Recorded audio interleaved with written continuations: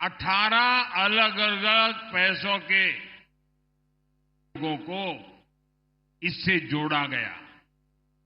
सिर्फ साल भर में ही 8 लाख से ज्यादा शिल्पकारों और कारीगरों को स्किल ट्रेनिंग, स्किल अपग्रेडेशन मिल चुकी है।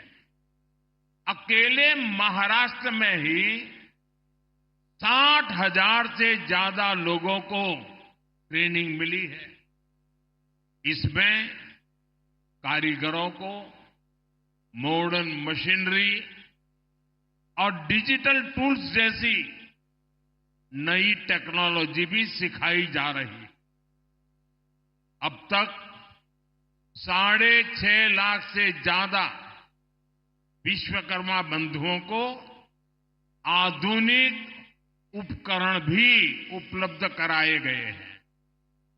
इससे उनके उत्पादों की क्वालिटी बेहतर हुई है, उनकी उत्पादकता बढ़ी है। इतना ही नहीं, हर लाभार्थी को 15,000 रुपये का ई-वाउचर दिया जा रहा है। अपने व्यवसाय को आगे बढ़ाने के लिए बिना गारंटी के 3 लाख रुपये तक लोन भी मिल रहा है। मुझे खुशी है कि 1 साल के भीतर भीतर विश्वकर्मा भाई बहनों को 1400 करोड़ रुपए का लोन दिया गया है। यानी विश्वकर्मा योजना हर पहलू का ध्यान रख रही है। तभी तो ये इतनी सफल है, तभी तो ये लोकप्रिय हो रही है। और अभी मैं हमारे जीतन राम मांझी जी प्रदर्शनी का वर्णन कर रहे थे। मैं प्रदर्शनी देखने गया था। मैं देख रहा था कितना अद्भुत काम परंपरागत रूप से हमारे यहां लोग करते हैं। और जब उनको नए आधुनिक टेक्नोलॉजी टूल मिलते हैं, ट्रेनिंग मिलते हैं, उनको अपना कारोबार बढ़ाने के लिए सीड मनी मिलता है, तो कितना बड़ा कमाल करते हैं वो अभी मैं देख के आया हूं। और यहां जो भी आप आए हैं ना, मेरा आपसे भी आग्रह है कि आप ये प्रदर्शनी जरूर देखें। आपको इतना गर्व होगा कि कितनी बड़ी क्रांति आई है। साथियों, हमारे पारंपरिक कौशल में सबसे ज्यादा भागीदारी एससी, एसटी और ओबीसी समाज के लोगों की रही है। अगर पिछली सरकारों ने विश्वकर्मा बंधुओं की चिंता की होती तो इस समाज की कितनी बड़ी सेवा होती। लेकिन कांग्रेस और उसके दोस्तों ने एससी, एसटी, ओबीसी को जानबूझ करके आगे नहीं बढ़ने दिया।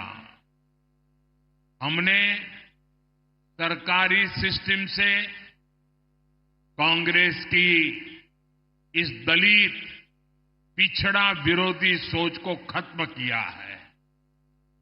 पिछले 1 साल के आंकड़े बताते हैं कि आज विश्वकर्मा योजना का सबसे ज्यादा लाभ एससी, एसटी और ओबीसी समाज उठा रहा है। मैं चाहता हूं विश्वकर्मा समाज इन पारंपरिक कार्यों में लगे लोग केवल कारीगर बनकर न रह जाए, बल्कि मैं चाहता हूं वे कारीगर से ज्यादा वो उद्यमी बने, व्यवसायी बने। इसके लिए हमने विश्वकर्मा भाई बहनों के काम को एमएसएमई का दर्जा दिया है।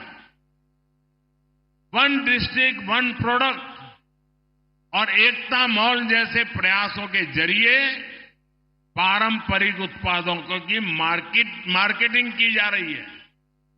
हमारा लक्ष्य है कि ये लोग अपने बिजनेस को आगे बढ़ाएं। ये लोग बड़ी बड़ी कंपनियों की सप्लाई चेन का हिस्सा बने। इसलिए ओएनडीसी और जीईएम जैसे माध्यमों से शिल्पकारों, कारीगरों और छोटे कारोबारियों को अपना बिजनेस बढ़ाने में मदद का रास्ता बन रहा है। ये शुरुआत बता रही है जो वर्ग आर्थिक प्रगति में पीछे छूट रहा था, वो विश्व की तीसरी सबसे बड़ी अर्थव्यवस्था में अहम रोल निभाएगा। सरकार का जो स्किल इंडिया मिशन है, वो भी इसे सशक्त कर रहा है। कौशल विकास अभियान के तहत भी देश के करोड़ों नौजवानों की आज की जरूरतों के हिसाब से स्किल ट्रेनिंग हुई है। स्किल इंडिया जैसे अभियानों ने भारत की स्किल को पूरी दुनिया में पहचान दिलानी शुरू कर दी थी। और हमारे स्किल मंत्रालय, हमारी सरकार बनने के बाद हमने अलग स्किल मंत्रालय बनाया और हमारे जयंत चौधरी जी आज ये स्किल मंत्रालय का कारोबार देखते हैं। उनके नेतृत्व में इसी साल फ्रांस में वर्ल्ड स्किल्स पर बहुत बड़ा आयोजन हुआ। हम ओलंपिक की जो चर्चा बहुत करते हैं, लेकिन उस फ्रांस में अभी एक बहुत बड़ा आयोजन हुआ।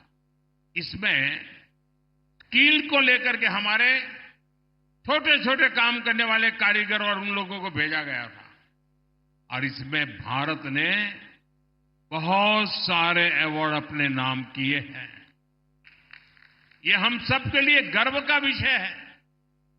साथियों, महाराष्ट्र में जो अपार औद्योगिक संभावनाएं हैं, उनमें टेक्सटाइल इंडस्ट्री भी एक है।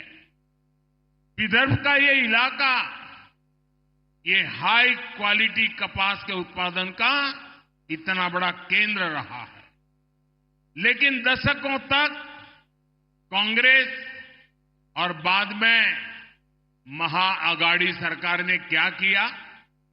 उन्होंने कपास को महाराष्ट्र के किसानों की ताकत बनाने की जगह उन किसानों को बदहाली में धकेल दिया।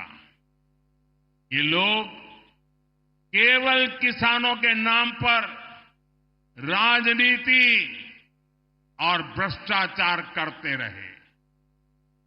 समस्या का समाधान देने के लिए काम तब तेजी से आगे बढ़ा जब 2014 में देवेंद्र फडणवीस जी की सरकार बनी थी। तब अमरावती के नांदगांव खंडेश्वर में टेक्सटाइल पार्क का निर्माण हुआ था। आप याद करिए, तब उस जगह के क्या हाल थे। कोई उद्योग वहां आने को तैयार नहीं होता था, लेकिन अब वही इलाका महाराष्ट्र के लिए बड़ा औद्योगिक केंद्र बनता जा रहा है। साथियों, आज पीएम मित्र पार्क पर जिस तेजी से काम हो रहा है, उससे डबल इंजन सरकार की इच्छा शक्ति का पता चलता है। हम देश भर में ऐसे ही 7 पीएम मित्र पार्क स्थापित कर रहे हैं। हमारा विजन है farm to fibre, fibre to fabric, fabric to fashion, fashion to foreign. यानी विदर्भ के कपास से यहीं हाई क्वालिटी फैब्रिक बनेगा और यहीं पर फैब्रिक से फैशन के मुताबिक कपड़े तैयार किए जाएंगे।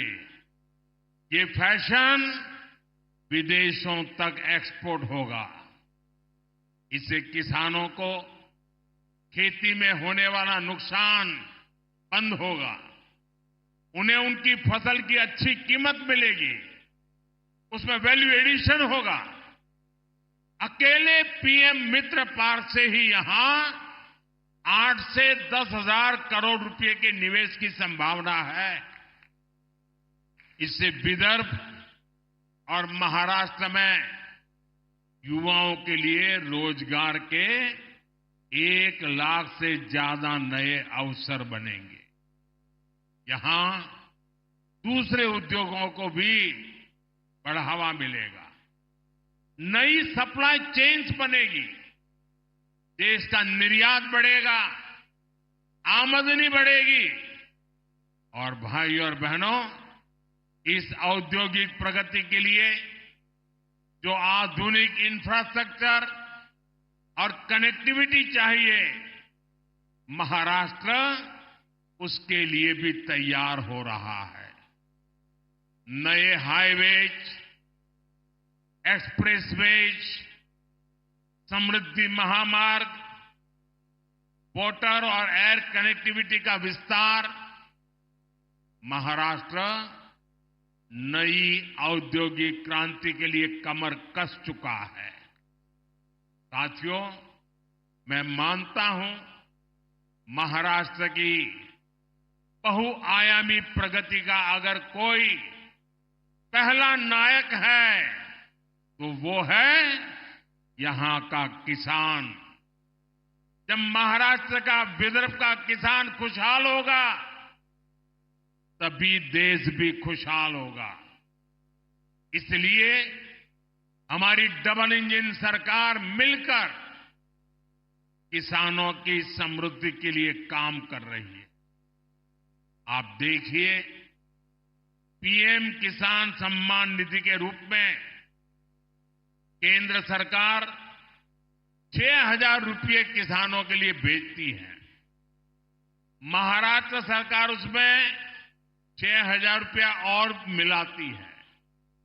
महाराष्ट्र के किसानों को अब 12,000 रुपया सालाना मिल रहा है। फसलों के नुकसान की कीमत किसान को न चुकानी पड़े, इसके लिए हमने 1 रुपये में फसल बीमा देना शुरू किया है। महाराष्ट्र की एकनाथ शिंदे जी की सरकार ने किसानों का बिजली बिल भी 0 कर दिया है।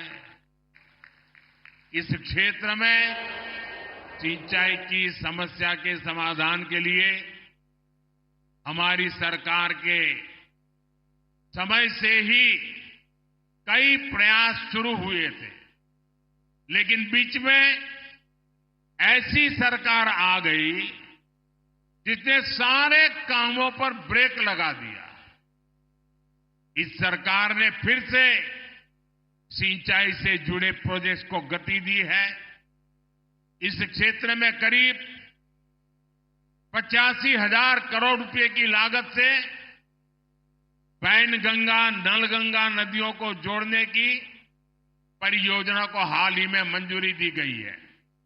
इससे नागपुर, वर्धा, अमरावती, यवतमाल, अकोला, बुल्डाना, इन 6 जिलों में 10 लाख एकड़ जमीन पर सिंचाई की सुविधा मिलेगी।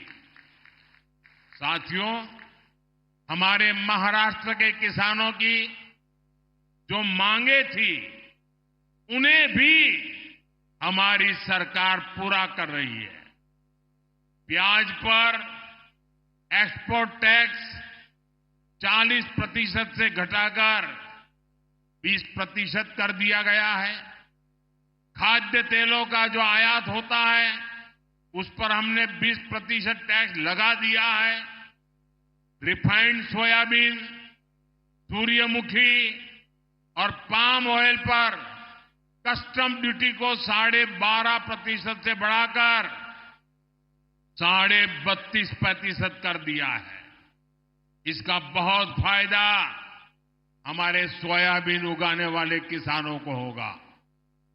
जल्द ही इन सब प्रयासों के परिणाम भी हमें देखने को मिलेंगे, लेकिन इसके लिए हमें एक सावधानी भी बरतनी होगी।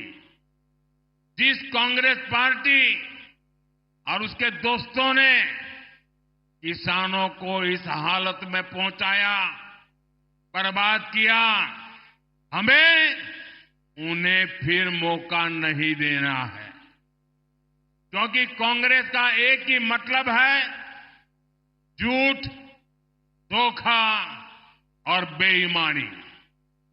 इन्होंने तेलंगाना में चुनाव के समय किसानों से लोन माफी जैसे बड़े बड़े वादे किए, लेकिन जब इनकी सरकार बनी तो किसान लोन माफी के लिए भटक रहे हैं। कोई उनकी सुनने वाला नहीं है। महाराष्ट्र में हमें इनकी धोखेबाजी से बचकर रहना है। साथियों, आज जो कांग्रेस हम देख रहे हैं, ये वो कांग्रेस नहीं है जिससे कभी महात्मा गांधी जी जैसे महापुरुष जुड़े थे। आज की कांग्रेस में देशभक्ति की आत्मा दम तोड़ चुकी है।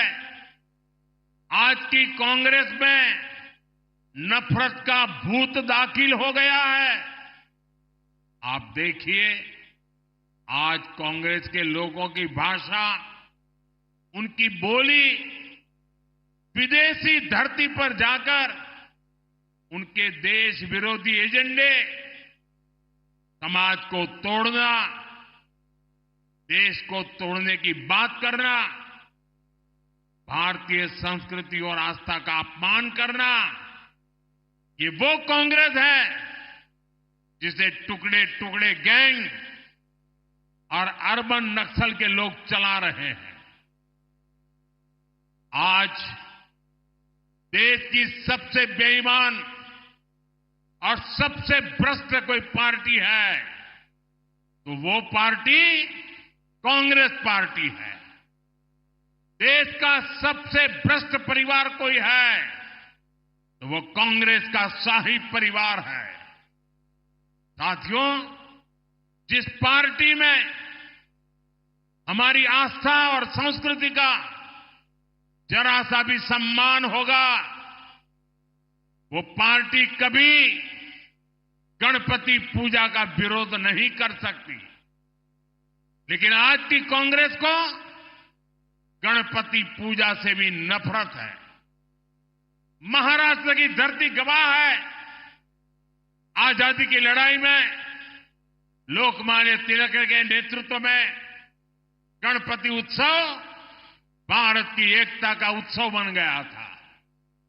गणेश उत्सव में हर समाज, हर वर्ग के लोग एक साथ जुड़ते थे। इसलिए कांग्रेस पार्टी को गणपति पूजा से भी चीड़ है। मैं गणेश पूजन कार्यक्रम में चला गया तो कांग्रेस का तुष्टीकरण का भूत जाग उठा। कांग्रेस गणपति पूजा का विरोध करने लगी। तुष्टीकरण के लिए कांग्रेस कुछ भी कर रही है। आपने देखा है, कर्नाटका में तो कांग्रेस सरकार ने गणपति बप्पा को ही सलाखों के पीछे डाल दिया। गणपति की जिस मूर्ति की लोग पूजा कर रहे थे उसे पुलिस वैन में कैद करवा दिया। महाराष्ट्र गणपतीची आराधना करीत होता आणि कर्नाटकात गणपतीची मूर्ती पोलीस वैन मध्ये होती। साथियों, पूरा देश गणपति के इस अपमान को देखकर आक्रोशित है। मैं हैरान हूं, इस पर कांग्रेस के सहयोगियों के मुंह पर भी ताला लग गया है। उन पर भी कांग्रेस की संगत का ऐसा रंग चढ़ा है कि गणपति के अपमान का भी विरोध करने की उनमें हिम्मत नहीं बची है। भाई और बहनों, हमें एकजुट होकर कांग्रेस के इन पापों का जवाब देना है। हमें परंपरा और प्रगति के साथ खड़ा होना है। हमें सम्मान और विकास के एजेंडे के साथ खड़ा होना है। हम साथ मिलकर महाराष्ट्र की अस्मिता को बचाएंगे। हम सब साथ मिलकर महाराष्ट्र का गौरव और बढ़ाएंगे। हम महाराष्ट्र के सपनों को पूरा करेंगे। इसी भाव के साथ इतनी बड़ी तादाद में आकर के इस महत्वपूर्ण योजनाओं को आपने जो उसकी ताकत को समझा है, इन योजनाओं का विदर्भ के जीवन पर, हिंदुस्तान के सामान्य व्यक्ति के जीवन पर कैसा प्रभाव होना है, ये आपकी विधानसभा के कारण मैं इसे महसूस कर रहा हूं। मैं एक बार फिर सभी विश्वकर्मा साथियों को, विदर्भ के और महाराष्ट्र के सभी मेरे भाई बहनों को बहुत बहुत बधाई देता हूं। मेरे साथ बोलिए, भारत माता की। दोनों हाथ ऊपर करके पूरी ताकत से, भारत माता की, भारत माता की।